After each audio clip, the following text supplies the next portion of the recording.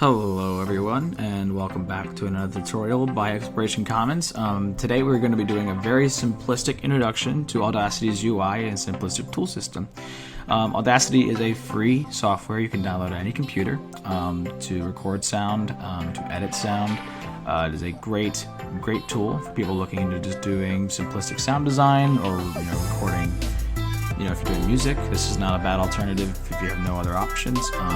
It's free, obviously, so it's good, but it comes with a whole array of great tools for a free software, that you can use for all kinds of cool stuff. So today we're just looking at the tools. We'll be doing a separate video on effects later on, but right now it's just the basic tool sets and what you need to just pretty much get started.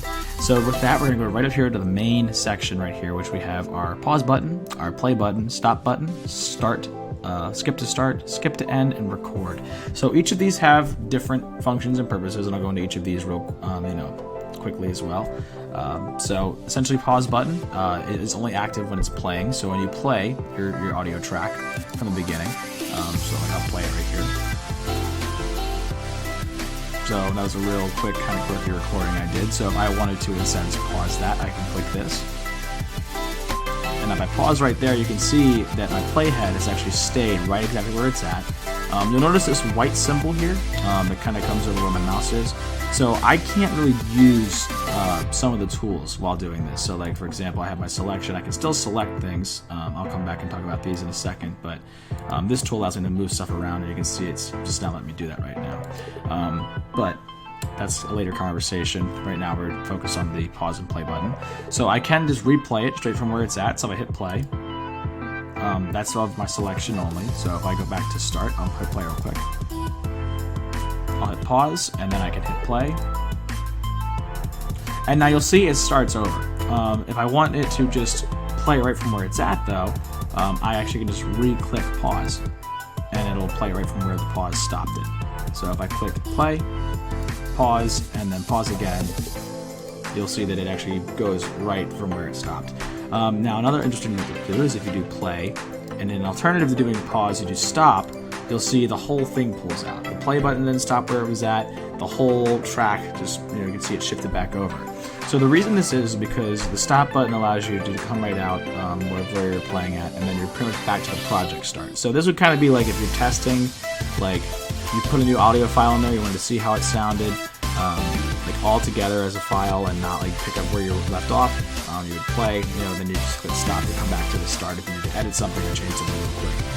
If you want to use the pause button, this is good if like you're right in that section and you want to kind of like rehear something, like playing it over and over again, like moving it back and forth, that kind of stuff. Skip to start does exactly as it says. It actually moves the playhead right back to the start.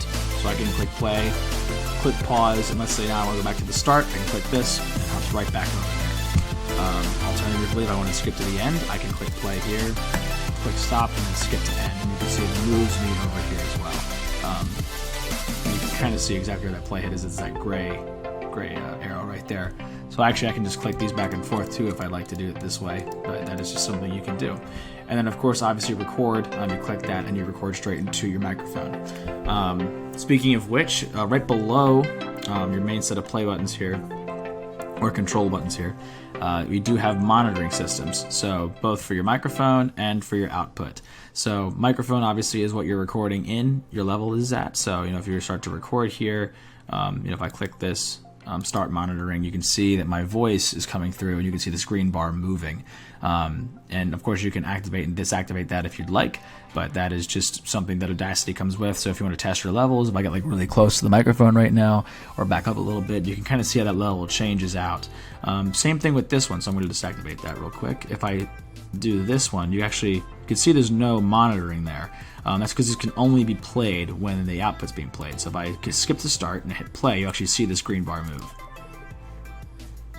So you can see how that went up and down, and now actually I have it paused and I'm not doing anything. You can see how it stayed at that section, just to like monitor that exact spot of how loud it's going to be.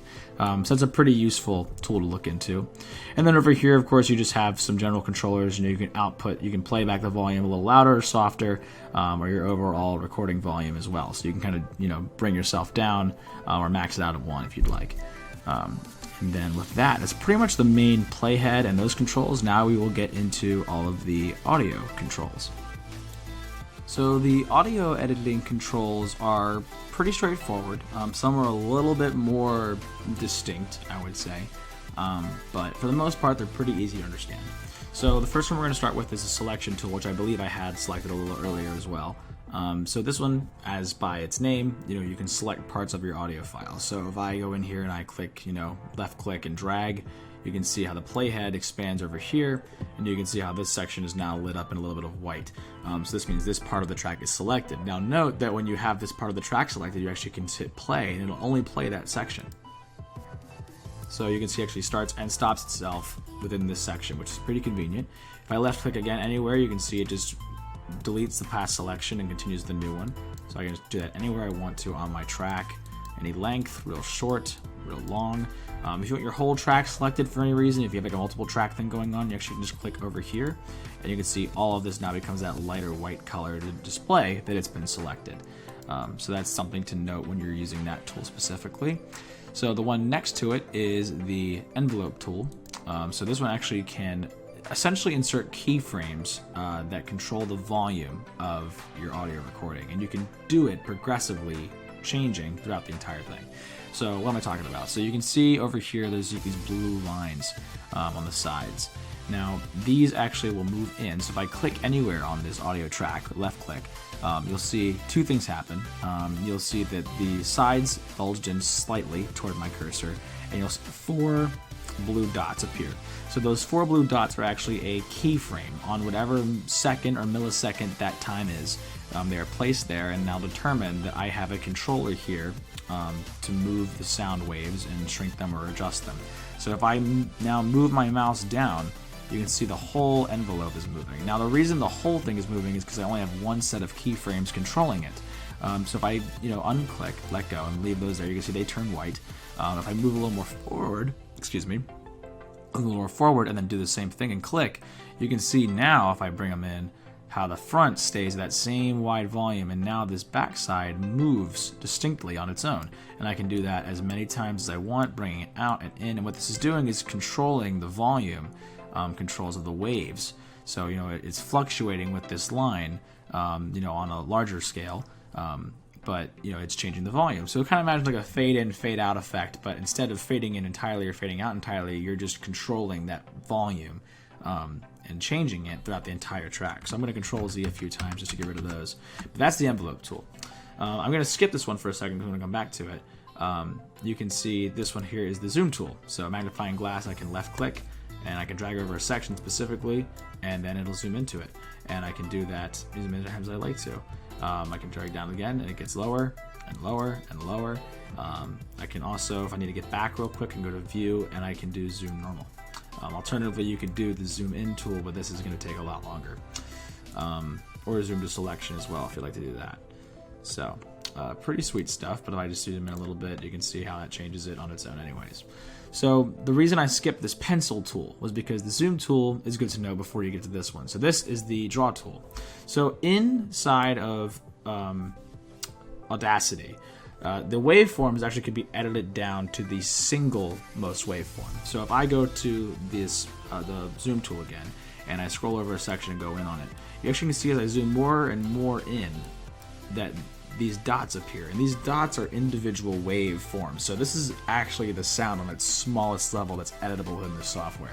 So if I then go to my draw tool, I actually can edit these on a single scale. So I actually can increase their volume, I can decrease their volume, I can move these around and edit things. So if I have this is good for if you have like a really weird kind of clip of audio that happens that's like really loud and jarring if you're making a home video, or just an audio clip of some music, and maybe like a snare got hit too hard or on the side of the drum head.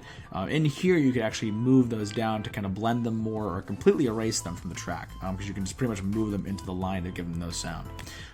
So otherwise I can't really see too many uses for that, but it's pretty much just kind of like a, I don't know how I'd say it, but like pretty much a standard way of fixing things really easily. So I actually, in doing this, I actually just deleted my recording by accident and hit Control Z too many times, so that's alright, but it is what it is.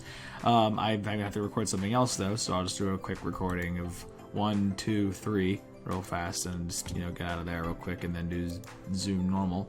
So now we have that, so that works.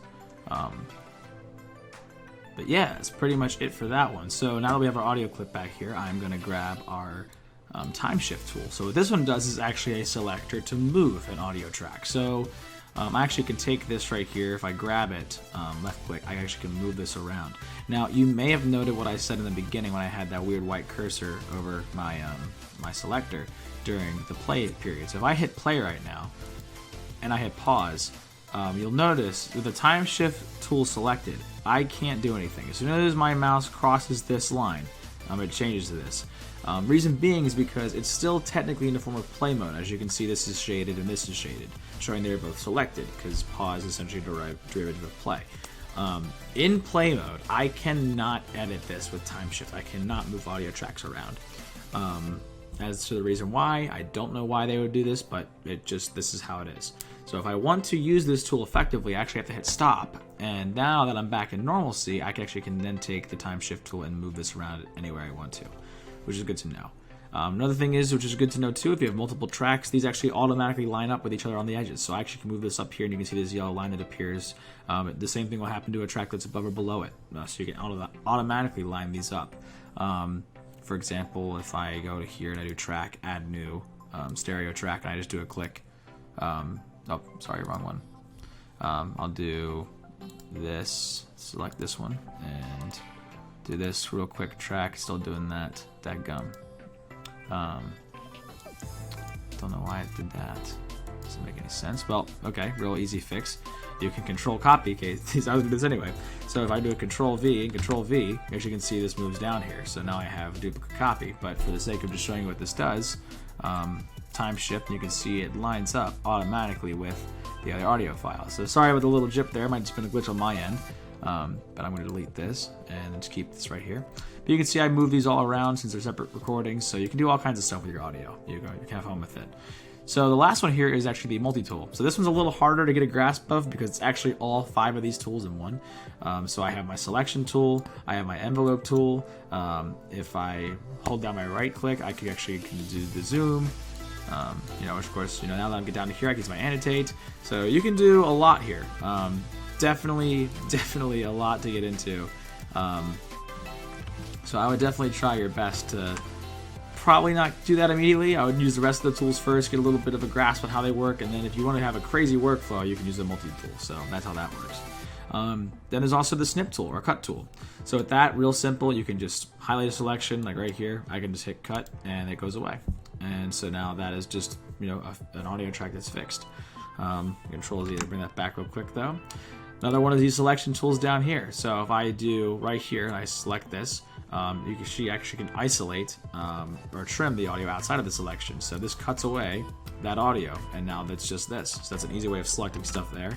Alternatively, if I pick this, it'll silence everything within it and keep everything else outside of the selection. So that's also a good way to work with your audio if you have something to do. And of course, there's an undo and redo button here if you get ever lost or something. More zoom tools, so if you want to zoom in or zoom out, you can use it right there as well. Over here is the fit selection to width tool. So if I click this, you can see that actually brings this right in. I also can zoom right out real quick with those buttons, and then of course fit product to width of the outside. So kind of similar to how these work, but this with your views. And then this one is the zoom toggle. So you can toggle the zoom and how the zoom works, but I really wouldn't touch that for any good reason, unless you have a preference. There's copy and paste as well right here. So if you want to copy this audio clip and then paste it, you can do that, do a selection over here and then paste that clip in, and now you have another one.